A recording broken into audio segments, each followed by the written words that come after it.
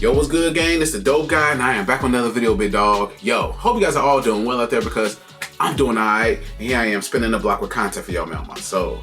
Hey, yo, today's video, we got Understanding European Soccer in four simple steps, a guide for Americans, bro. Yo, shout out to all my people in Europe. Much love, respect to y'all, man. I've been watching a lot of, European sports fans, how y'all are just straight demolishing us American fans, bro, when we represent our teams. Y'all, the passion y'all have is crazy, bro. I guess out here in the States, it's all about the money for real, bro. Y'all really show true passion for y'all squads, and I admire that a lot. And I would hope to be there one day in person to watch that for myself, to see it for myself. Man, someone invite me to a game. I got a passport, bro. I will fly down there, bro. So, had the camera, vlog, all that stuff, bro. I got a passport. Someone invite me to a game, bro. But yeah, man, about to learn about European soccer in 4 easy ways, man, for us Americans, you know, being an American sports fan. So I cannot wait to get into this video and tap in. But before we do that, subscribe to the Dope Guy. That way to get notifications every time I upload. And from right here on Snapchat and Instagram right across the bottom screen. So that being said, I'm not going to hold y'all much longer because y'all already know let's go, big dog. Let's get into it. Yes, sir. Welcome to Understanding Soccer in Europe in 4 Simple Steps, a guide for Americans. Okay. Although from the outside it may seem complex and confusing, to understand how soccer works in Europe, you really only need to know 4 things. Okay. Number 1, each country has its own soccer league. Seasons run from August to May, in which each team plays every other team August to May? Hold on. Seasons run from August to... Damn, August to May? That's damn near a year worth of sports, bro. I did not know each country. I should have figured that out, that each country has their own league, bro. The Euro League. I should have figured that, bro.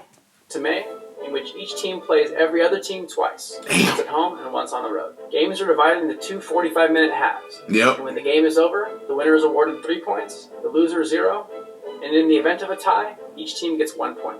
After each team has played all the other teams twice, the team with the most points is crowned champion of the league. They get a big trophy, a parade, and the season is over.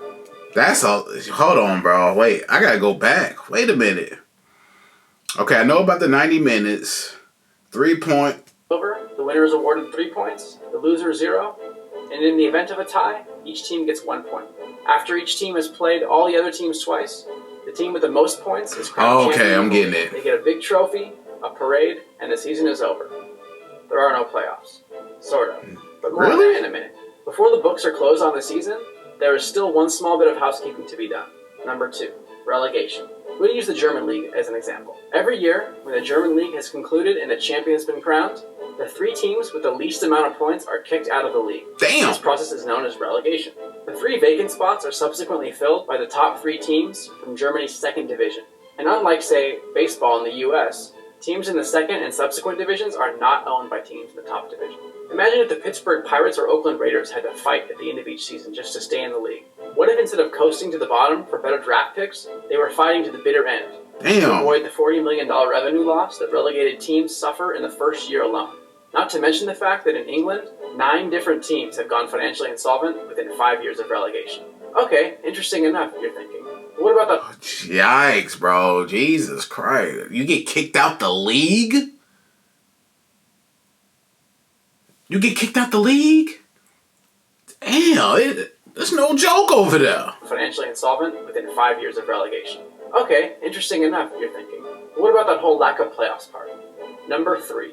Each country also holds an elimination-style tournament, referred to as a cup. Okay, Instead yeah. of being held after the 9-month league is over, cup games are scheduled in between league games, normally in the middle of the week. One additional perk about the cup system is that teams from all levels, down to semi-professional and even some amateur teams, are invited to play. And if they do well, can progress, and occasionally even knock off a top team. So every year, these midweek elimination games continue. Can you imagine being an amateur team knocking off the top team in that league, bro? I could imagine the fan base going ballistic, bro. I heard about the fans out there in Europe, bro. Y'all don't play that when it comes to y'all sports teams, bro. Yeah, some of y'all have even said that people were literally unalive. I'm not going to use the other word, but unalive someone for disrespecting your team, beating your team, bro. Y'all don't play that over there, bro. That's what I'm hearing. This is what I'm hearing. That's why I said when I was watching these the videos of how the fans be like rah marching for their teams, bro, in the street. with the fire and smoke and all that shit. I'm like, what? We ain't doing that. We don't do that for real, bro. Well, for real, we don't do that at all, bro. I don't know what, when we win, we always destroying shit. I don't know why we do that. We destroy our own neighborhood when our team wins, when we shouldn't be doing that. It should be crazy, bro. But we got some crazy fan bases in the States. Like New York fans, like the Knicks or the Lakers, you know what I'm saying? The Dallas Cowboys of NFL. Those fan bases are crazy, especially Dallas and New York for sure. Boston, that's a different breed out. That's a different breed, bro. You know what I'm saying? They're a different breed, like crazy, bro. I think New York fans can match the energy of European fans, bro, when it comes to their sports teams. I'm probably not to that level, but they can sure as hell hang around and match that some way, somehow, because they be lit for real. Until there are only 2 teams left who play each other in the Cup final. After 90 minutes, a Cup champion is crowned, they get a trophy, and a parade. So, between the league and Cup games, we get a great picture of who the best and worst teams in each country are. Damn. But wait a second, you ask. What would happen if the best teams from each country in Europe all got together and played each other? Right. Good idea. Number 4. The resulting competition is called the UEFA Champions League. UEFA. And it is without a doubt the single greatest club competition of any sport, anywhere in the world, period. Think of the NCAA tournament, but with better quality of play, more than double the fan base, and quadruple the enthusiasm. And oh, that's gonna be lit, bro. Because during March Madness, NCAA, bro, they be lit. Especially more so in basketball for sure, bro. Double the fan base, the enthusiasm, all that stuff. So everything is heightened.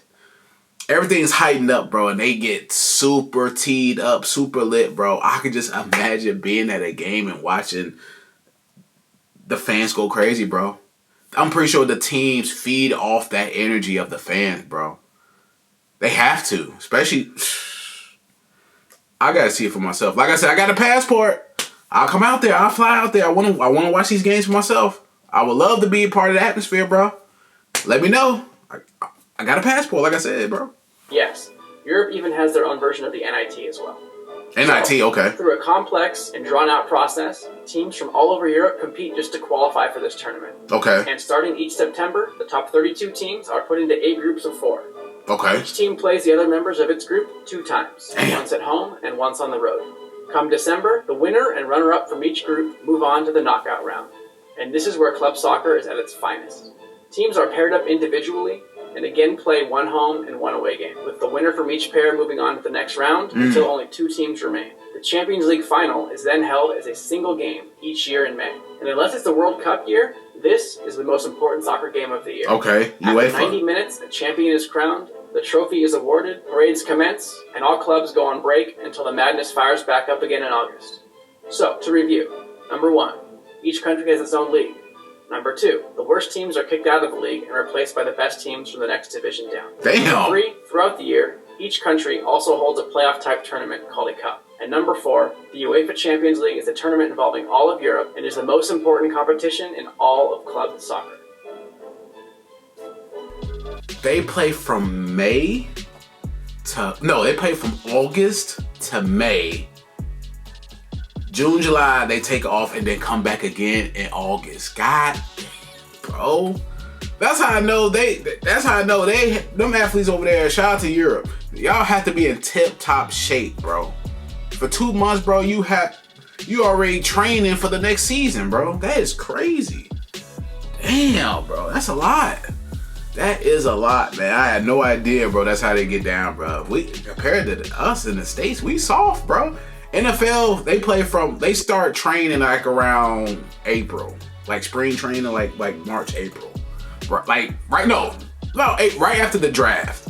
And then they get into preseason like around like August, and then September the season starts, and then they play all the way to what? January, some February if you're in the Super Bowl, bro. Basketball, they start training around like late August, like around September. Then the season starts. You got preseason, then you got the season starting October for NBA basketball, and then they play all the way, like the season be from October to like mid-April. Then you got the playoffs, and then the playoffs up until the NBA finals up until June, bro. So that's like a month and a half of straight playoffs, and then two teams play for the championship in June, bro. And then they go on break for like 3-4 months. That shit is crazy, bro. Europe, that's intense, bro. A 2-month turnaround after playing 9 months. From August to May, and then back at it in August. That's crazy, bro. But shout out to y'all, my people in Europe. Much love, respect to y'all. Definitely want to be a part, but definitely want to go to a game and see that in person. I got a passport. I'm saying this for the 3rd time. I got a passport. I want to come out there, man. Shout out to y'all. I want to be part of the crowd and just see how it is, man. I want to see how y'all get down in Europe, man. So shout out to y'all, man. And hopefully one day I'll be able to get my wish and see that, bro, for real, because that's intense scheduling, bro. I ain't gonna hold y'all, bro. Hey, that's why y'all be playing about your teams, and I respect the hell out of y'all. I'm not even gonna hold y'all, bro. I respect it for real. But yo, I hope you enjoyed the reaction to this video. If you enjoyed my reaction, please give me a thumbs up. Subscribe to the Dope Guy Big Dog. Hit the notification bell whenever I upload. From right here on Snapchat and Instagram, right across the bottom screen. Any other videos you may check out, please comment to this video, my other videos, and leave likes and comments on all my videos to help grow the channel, help with the algorithm for sure. Any more videos you may check out, leave a comment in the comment section below. No, I got you. I'm going to spin the block. But yeah, man, it's the Dope Guy, and I am out. Yes, sir.